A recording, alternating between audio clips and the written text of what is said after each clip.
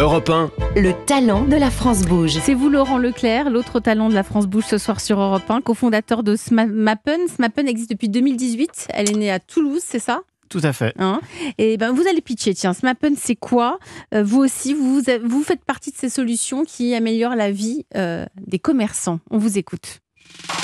Alors SMAPN, c'est une application qui rend le géomarketing accessible à toutes les entreprises. Alors le géomarketing, en fait, c'est un outil d'aide à la décision qui s'appuie sur la cartographie et de la data. On rassemble des données sociodémographiques, des données des entreprises.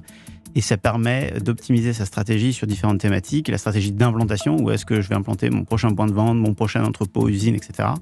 La stratégie commerciale, où est-ce que je dois déployer mes forces commerciales sur le terrain, où sont mes prospects, comment j'optimise mes déplacements.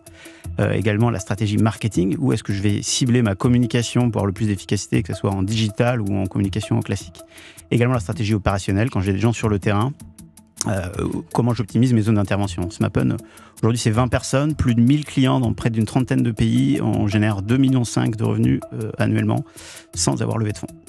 C'est fort, hein. Merci pour votre pitch, Laurent Leclerc, cofondateur de SMAPN. Vous connaissez ces applications, Jean-Marc Belaïch, président du groupe Printemps ? Non, je ne connaissais pas et j'ai regardé un peu votre site, ça a l'air intéressant. Bah ouais, c'est bien. Vous, quand vous dites que vous avez près de 1000 clients, Laurent, c'est quel profil ? C'est quoi ? C'est des petits magasins de quartier, c'est des groupes, c'est des entrepôts de logistique, c'est quoi ? C'est énormément de réseaux.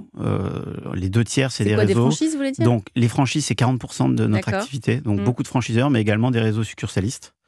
Et puis après, on va avoir énormément d'indépendants, des entrepreneurs qui ouvrent leur magasin, leur boulangerie, leur restaurant. Concrètement, ça donne quoi ?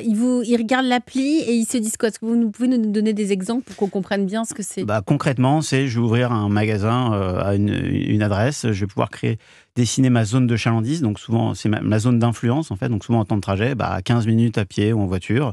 Qu'est-ce que j'ai finalement ? C'est quoi les caractéristiques de la population en termes de tranche d'âge, de revenus, de catégories socio-professionnelles, et également ma concurrence. Tout ça, c'est cartographié sur SMAPN. Est-ce que quand vous dites que c'est un outil d'aide à la décision, est-ce que on rentre des critères et finalement vous dites vous pouvez y aller et là ça collera pas avec votre business model ? Alors l'application va pas vous donner un feu vert ou un feu rouge. C'est dommage, ce serait bien. Elle va vous donner de la data en fait. Elle va vous donner les informations qui vont vous permettre, vous, en fonction de votre activité et de vos critères de succès, de décider si oui ou non c'est une bonne idée d'ouvrir ici ou là.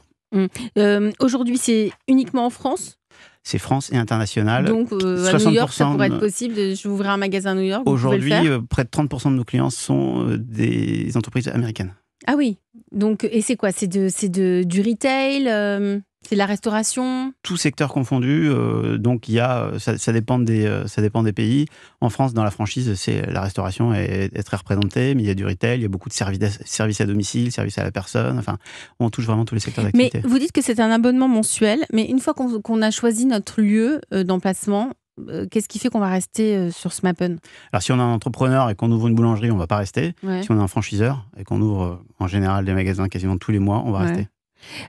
Vous avez précisé dans votre pitch qu'il n'y avait pas eu de levée de fonds. C'est important pour vous en tant qu'entrepreneur, Laurent Leclerc ? Oui, c'est vraiment un modèle qu'on a choisi, qui a été assez déterminant sur la manière dont on pilote l'entreprise. Ouais, et donc la suite, c'est quoi pour vous ?